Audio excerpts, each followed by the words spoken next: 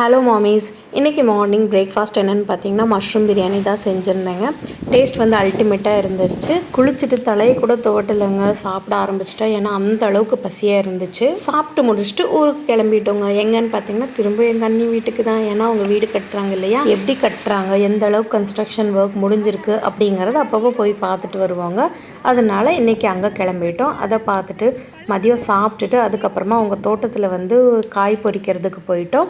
பார்த்திங்கன்னா தக்காளி, மிளகா, வெண்டைக்காய், அவரைக்காய், கொத்தவரங்காய், நிறைய காய் எல்லாமே போட்டு வச்சுருந்தாங்க. எனக்கும் ரொம்ப ஆசைதாங்க இந்த மாதிரி எங்கள் தோட்டத்துலேயும் போட்டு வைக்கணும் அப்படின்ட்டு. பட் இப்போதைக்கு பாப்புக்குட்டியை சமாளிக்கிறதே ஒரு பெரிய டாஸ்காக இருக்குது. ஸோ ஃப்யூச்சரில் பார்த்துக்கலான்ட்டு விட்டாச்சுங்க. இங்கே பார்த்திங்கன்னா பாலக்கும் போட்டிருக்காங்க. நானும் அண்ணியும் காய் பொறிக்கிறத 3 குரங்கு வேடிக்கை பார்த்துட்டு இருந்துச்சுங்க. அது வந்து இது ஒரு குரங்கு, இந்த 2 குரங்கும், இந்த 3 குரங்கு தான் வேடிக்கை பார்த்துட்டு இருந்தாங்க. அவ்வளோதாங்க, காய் பொறிச்சிட்டு வீட்டுக்கு கிளம்பிட்டோம்.